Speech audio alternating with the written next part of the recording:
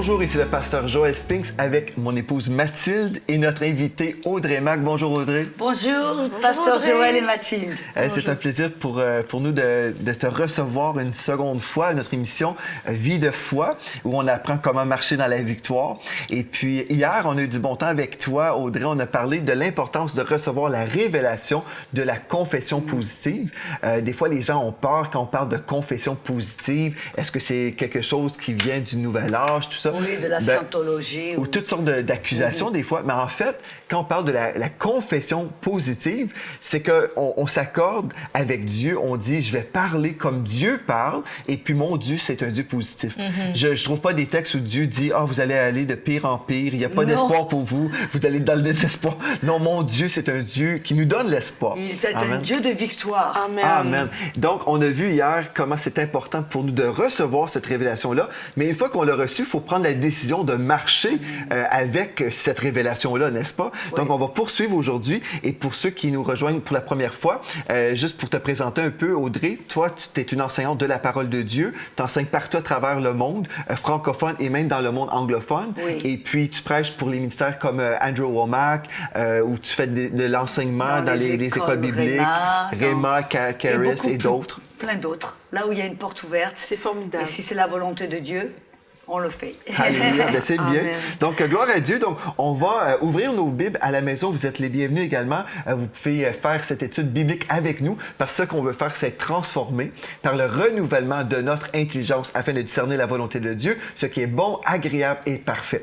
Donc, le premier texte pour cette série, en fait, on passe toute la semaine à étudier le sujet de la confession positive. Donc, 1 Jean 5,4 nous dit « Tout ce qui est né de Dieu triomphe du monde et la victoire qui triomphe du monde, c'est notre foi. » Donc, la foi dans la parole de Dieu. Et puis, aujourd'hui, on va parler du choix, de l'importance de prendre un choix.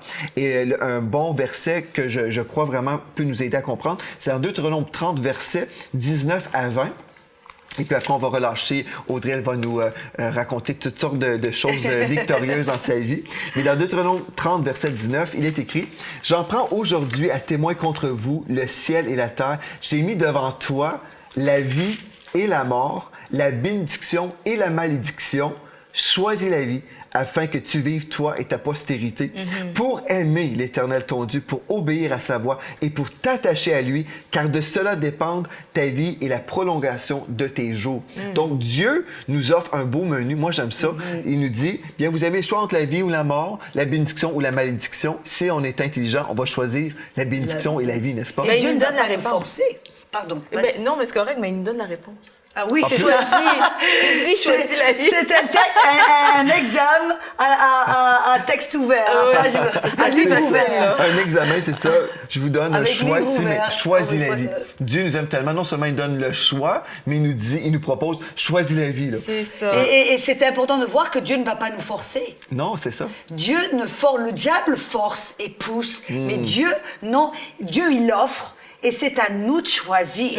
Oui. Et en plus, la bonne chose vient de dire, c'est que Dieu nous montre, voilà la bonne solution, la bonne réponse. Ça prouve que Dieu ne nous a pas créés comme étant des robots parce qu'il oui. nous a laissé le libre choix, autant pour le salut. Là, il dit choisir entre la vie et la mort.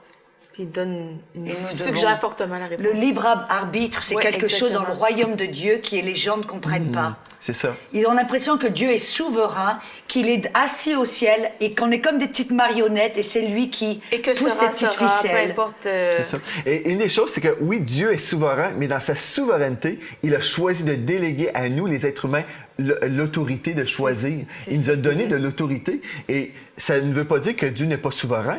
Dieu est souverain, mais il a choisi de nous donner de l'autorité. Et je dirais encore plus, c'est que Dieu est souverain, mais Dieu, Jean 1,1 dit qu'au commencement, la parole était avec Dieu et la parole était Dieu.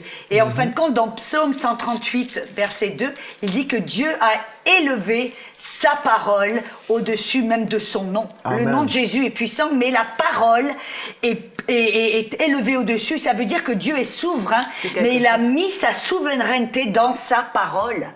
Et c'est au travers de sa parole que l'on peut découvrir sa volonté et accomplir sa volonté. Donc Dieu aussi va se soumettre à sa propre parole. Il ne va pas briser sa parole. C'est pour ça qu'il ne peut pas changer du jour au lendemain d'idée. Non. Parce que c'est écrit, puis il reste le même. Puis il y a des gens, des fois, qui disent, bien, Dieu peut faire n'importe quoi. Dieu est capable de faire tout ce qu'il veut, mais Dieu ne choisira, et il choisit d'honorer sa parole. C'est pour ça, en anglais, le même texte que tu viens de citer, ça dit, il a magnifié sa parole au-dessus de son nom. Donc, bon, la parole de Dieu, c'est vraiment important pour nous de comprendre que c'est l'autorité, et puis on peut marcher dans l'autorité de Dieu en marchant selon la parole de Dieu. Donc, on prend la décision aujourd'hui, oui, je veux parler comme Dieu parle.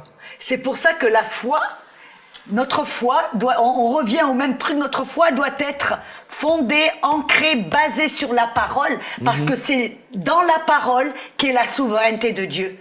Et que la parole, Dieu doit honorer sa parole, parce que Dieu est la parole. C'est ça. Et donc, si on base notre foi sur la parole, on est sur un terrain solide. C'est ça. Mais tu as dit une chose aussi, et j'entends souvent les gens dire ça, bien, si ça m'arrive, bien, c'est parce que Dieu l'a permis, et toute chose concourt au bien de ceux qui aiment Dieu. J'ai entendu ça dans mon esprit, comme tu viens de mentionner une chose concernant la souveraineté de Dieu. Mais je veux juste souligner une chose dans Romains 8, verset, je crois que c'est verset 26. C'est 27. C'est ça. Parce que les gens vont constamment citer ça. Toute chose arrive, ça arrive pour un but, certainement. Oui, mon fils est mort dans un accident de voiture. Toute chose concourt au bien de ceux qui aiment Dieu. C'est ça, mais j'aime beaucoup le mettre dans son contexte. Exactement. Parce que le verset 26, ça nous dit, de même aussi l'Esprit nous aide dans notre faiblesse, car nous ne savons pas ce qu'il convient de demander dans nos prières, mais l'Esprit lui-même intercède par des soupirs inexprimables. Et celui qui sonde les cœurs connaît la pensée de l'Esprit, parce que c'est selon Dieu qu'il intercède en faveur des saints. Et là, nous savons du reste que toute chose concourt au bien de ceux qui aiment Dieu, de ceux qui sont appelés selon son dessein. Donc, moi, la façon, j'ai toujours compris ça, ou pas toujours, peut-être au début de ma vie chrétienne, peut-être que je n'avais pas vraiment saisi, mais depuis longtemps, c'est que si j'ai une vie de prière, même si Satan veut me détruire, il envoie des choses terribles pour me détruire, si je prie et je me laisse inspirer par le Saint-Esprit dans la vie de prière, toutes choses négatives vont être transformées. Quand je suis pris en esprit, ces choses-là vont être transformées. Exactement. Et là, toutes choses vont concourir à mon bien parce que l'Esprit de Dieu est en train de transformer ces choses-là. Exactement. Je dis amen et amen. Gloire à Dieu. Donc, il y a une puissance dans la parole de Dieu et il y a aussi une puissance lorsqu'on prend la parole de Dieu, la dépose dans notre cœur. La bouche parle de l'abondance du cœur. Donc là, je vais commencer à déclarer ce que Dieu a dit. Et cette chose-là, cette révélation-là qu'on a mentionnée hier, a vraiment la capacité de changer nos vies et changer le parcours de notre vie. Je voudrais qu'on passe juste quelques temps un petit peu pour parler de la puissance de la parole de Dieu. Parce qu'il y a des gens qui se disent, mais est-ce que ça va vraiment changer quelque chose dans ma vie si je parle comme Dieu? Bien, on vient d'établir que premièrement, c'est vraiment la parole de Dieu et puis ce que Dieu dit fait loi, n'est-ce pas? Donc, dans Proverbe 18, verset 21, nous lisons « La mort et la vie sont au pouvoir de la langue. » Et là, ça nous dit « Quiconque l'aime en mangera les fruits. » Ou, dans la Bible du Sommeur, ça dit « Vous aurez à vous rassasier des fruits que votre langue aura produits. » Donc, on va comprendre même que nous sommes des agriculteurs spirituels. Oui. Est-ce que tu peux nous en parler un peu, Audrey? Oui, mais moi, je vois, il y a deux paroles là qui m'ont un petit peu, qui m'ont un peu inspirée. La puissance de la parole. On se dit que Dieu, on a vu, quand Dieu parle, il y a de la puissance. Dieu déclare, bam, le monde est créé. Il y a une telle puissance dans la parole de Dieu, mais très souvent, j'entends les chrétiens qui disent, ben moi, je parle et j'exerce autorité, je déclare, je parle, et ma parole, il n'y a rien qui se passe. Et moi, j'ai commencé à regarder là, j'ai dit, pourquoi est-ce que la parole de Dieu a une telle puissance quand Dieu la déclare? Et pourquoi est-ce que des fois, nous, on déclare la parole, on prend cette décision de clair et il n'y a rien qui se passe? Serait-il possible que la parole de Dieu dans sa bouche a toute puissance parce que sa parole a toute intégrité? Qu'est-ce que ça veut dire quand sa parole a intégrité? On voit dans la Bible, quand la Bible nous dit qu'il a donné sa parole pour nous guérir dans le psaume. Et Dieu il dit que ce qu'il dit, il le fera. Alors si Dieu, sa parole a toute puissance, pourquoi? Parce que sa parole a toute intégrité. Dieu le dit, la Bible, par exemple, dans Nombre 23, verset 19, il dit « Dieu n'est pas un homme pour mentir, ni un fils d'un homme pour se repentir. Ce qu'il a dit, ne le fera-t-il pas? Ce qu'il a déclaré, ne l'exécutera-t-il pas ?» Et même dans Psaume 90, il dit « Je ne violerai jamais mon alliance. Je ne changerai jamais ce qui est sorti de mes lèvres. Je vois que Dieu, sa parole, quand il déclare sa parole et qu'il confesse la parole, ça, Jésus, par exemple, il parlait, il déclarait, et elle avait toute puissance. Mais pourquoi est-ce que nous, quand des fois on confesse la parole, notre parole n'a pas de puissance? Serait-il possible peut-être que notre parole, quand on parle, notre parole manque d'intégrité? Qu'est-ce que je veux dire? Dans Marc 11, 23, Jésus a dit, vous devez croire que ce que vous dites sera fait. Amen. Et déjà, les gens, ils voient simplement dans le cadre, oui, si je parle à la montagne, je crois qu'elle se déplace. Non, non. Dans le contexte de notre vie, soyons un peu tous les jours, quand on dit quelque chose, est-ce qu'on croit que ça va se faire? Exemple, si je dis, Pasteur Joël, je serai là à 5 heures, est-ce que je crois que je serai là à 5 heures? Ou est-ce que je dis, comme par exemple quand je vais en Afrique ou en Amérique, ils disent, oh oui, je viens à 7 heures, mais ils veulent vraiment dire 7h30, 8 heures? Vous voyez, la parole n'a pas d'intégrité. Ils disent quelque chose, mais ils ne croient pas qu'ils vont le faire. Je te dis, je promets, je te donne $100 par exemple, mais dans l'intérieur on se dit, oh ouais, ils changent d'idée, ou comme Dieu le dit, ils violent leur parole, ils brisent leur parole, ou je te donne ma parole, mais maintenant ça veut plus rien dire du tout. Donc ce que tu veux dire vraiment, c'est que la puissance de notre décision aussi... De notre confession. Va impacter notre décision. La puissance de ce qu'on va dire va vraiment se manifester dans la décision qu'on va prendre. Et la décision qu'on va prendre va se manifester par le fait que ça va vraiment s'accomplir. Mais en fait, ce que je veux dire, c'est que quand notre confession de la parole, elle va avoir une puissance quand nous sommes une personne d'intégrité comme Dieu. Parce que la puissance de la parole vient avec l'intégrité de la parole. C'est-à-dire que Dieu, sa parole est puissante parce que Dieu est un Dieu d'intégrité. Mais nous, sommes-nous une personne d'intégrité? Parce que si nous, au cours de la journée et au cours de la semaine, notre parole n'a aucune intégrité, on dit « je vais faire ceci », mais on ne croit pas qu'on va le faire et on brise notre parole, on n'est pas une personne de notre parole. Quand on est devant on déclare « je suis guéri par les meurtrissures de Jésus »,« je suis guéri », il n'y a pas d'intégrité. C'est ça. Et des fois, les gens vont le dire le dimanche matin et le dimanche après-midi, ils vont aller déclarer le contraire. Et oui, nous ne sommes pas une personne d'intégrité, c'est-à-dire que, vous voyez, Dieu, on doit avoir une comme on dit en anglais, consistency. Oui, ça veut dire constant. Constant dans ce que l'on fait. Si lundi, mardi, mercredi, on n'a aucune intégrité et que jeudi, vendredi, on essaie tout d'un coup d'être une personne de la parole qui confesse. C'est ça. Il va y avoir un court-circuit. C'est ça. Notre parole n'aura aucune intégrité et tout d'un coup, on va confesser. Oui.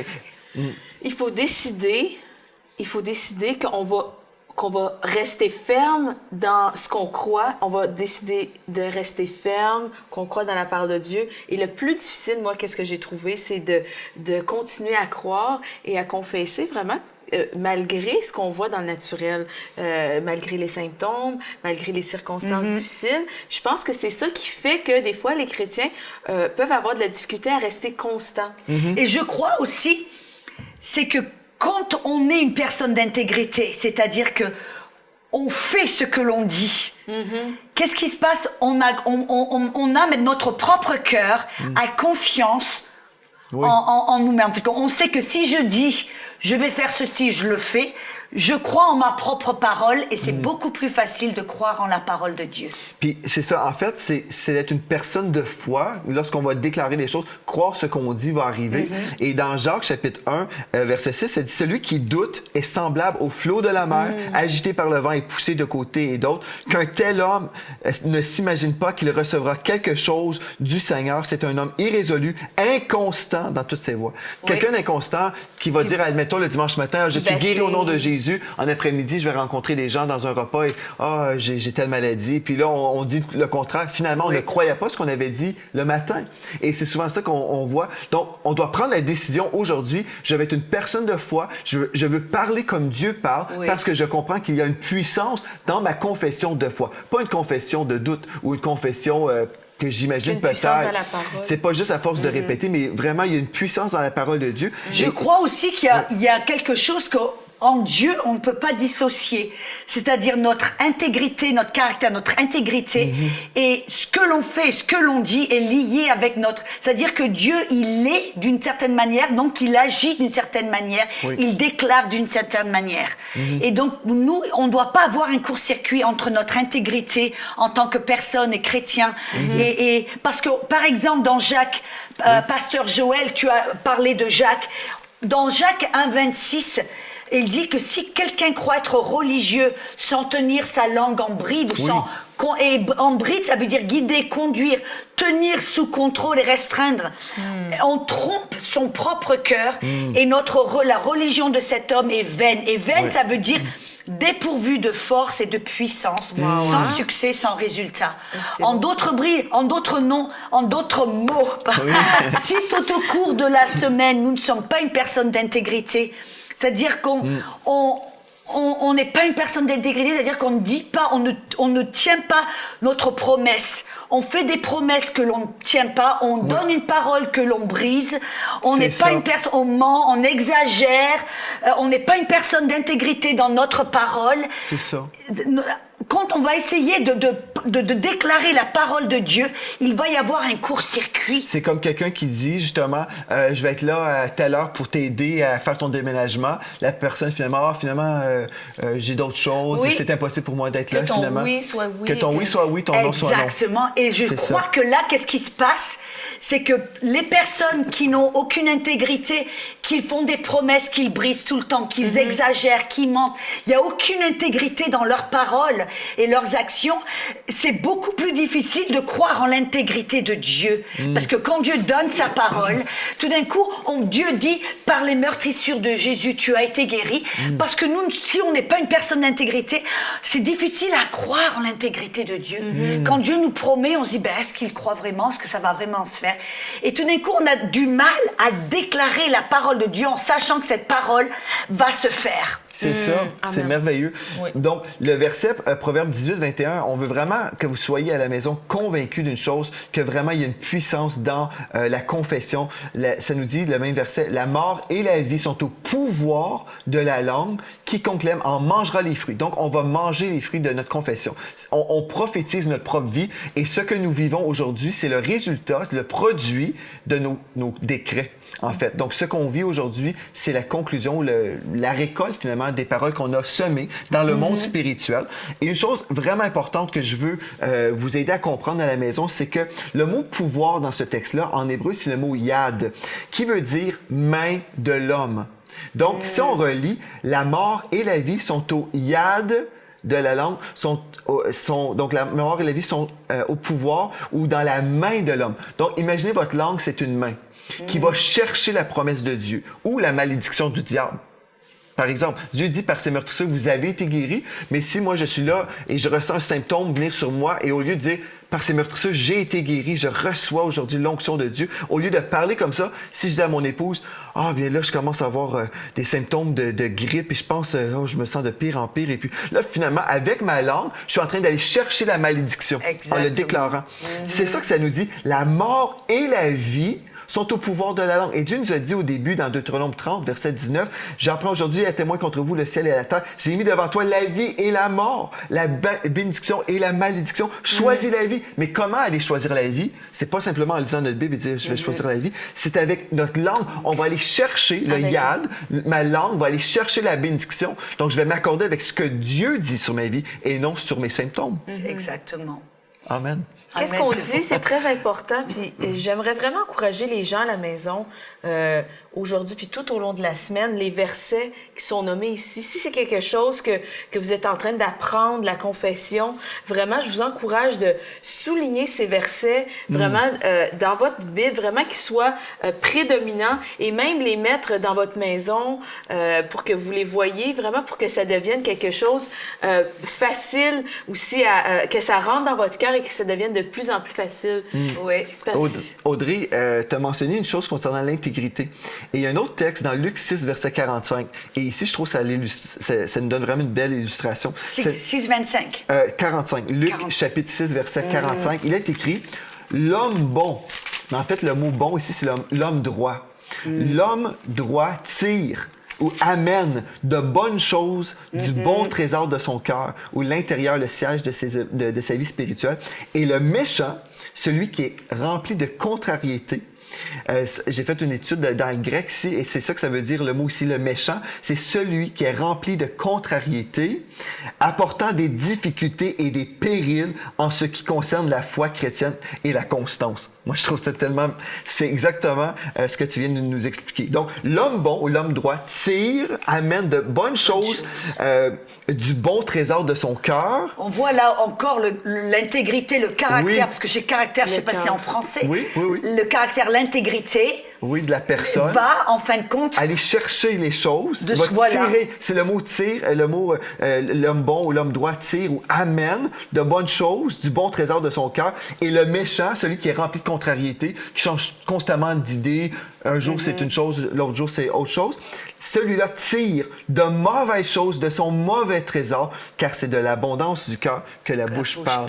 Donc, c'est vraiment ça, comme tu as expliqué. Il faut devenir cette personne qui est une bonne personne, mais comment devenir cette bonne personne? En fait, le mot, c'est le mot droit. Il faut marcher dans la droiture, mais comment, où trouver la droiture? Moi, je veux dire, je veux encourager, parce qu'on a parlé ici de... Vous savez, dans notre génération, la culture maintenant, c'est exagérer, mentir, briser notre parole, faire des promesses qu'on ne tient pas. C'est pas important. Et ça dérange plus. Ça dérange plus. Et il y a eu, en fin de compte, pourquoi? Parce que le diable sait que si nous sommes des personnes de notre parole, alors là, on a de la puissance au travers de nos paroles. Comme tu as dit, Pasteur Joël, on devient des agriculteurs, il y a de la puissance, on peut aller prendre et avoir changer des choses dans le royaume de Dieu. Donc, le diable, son effort, ça a été de faire en sorte que nous sommes des personnes qui brisent notre parole, qui exagèrent, qui mentent. Ça a été ça vraiment la culture aujourd'hui. Mais moi, je veux encourager les gens aujourd'hui. Si vous êtes tombés dans ce panneau, parce que les gens ne s'en rendent pas compte, ils exagèrent, ils mentent, ils font des promesses qu'ils brisent et qu'ils ne tiennent pas, mais c'est normal. Mais ils ne s'aperçoivent pas, en fin de compte, que c'est la stratégie du diable pour que nos paroles, maintenant, manquent de puissance. Et alors, je veux dire, mais la bonne nouvelle aujourd'hui, c'est que cette intégrité, si on l'a perdue, on peut la récupérer. Amen. Et en récupérant cette intégrité, devenant des personnes d'intégrité, on peut devenir des personnes, des bons agriculteurs, on peut devenir des personnes puissantes dans le royaume de Dieu. Comment on peut prendre une décision aujourd'hui même en disant, OK, peut-être que j'ai exagéré, j'ai menti, j'ai brisé des paroles, mais aujourd'hui, je peux prendre une décision maintenant de récupérer cette intégrité. Absolument. Est-ce que ce serait OK, Pasteur Joël, d'avoir cette... Oui, allez-y.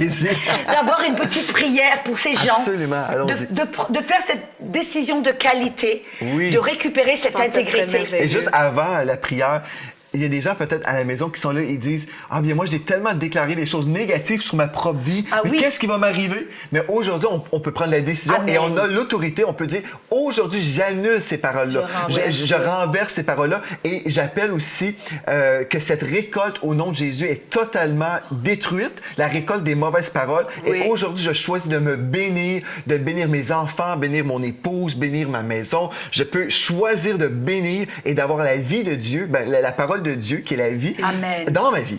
Amen. Donc, allez-y. Vas-y, Audrey. Vas-y, Audrey. Et prions pour les personnes à la maison. D'accord. Si vous voulez... vous êtes derrière votre écran de télévision, on peut ensemble se recueillir et prendre une décision. On va vous guider dans une petite prière que vous pouvez répéter après nous. Amen.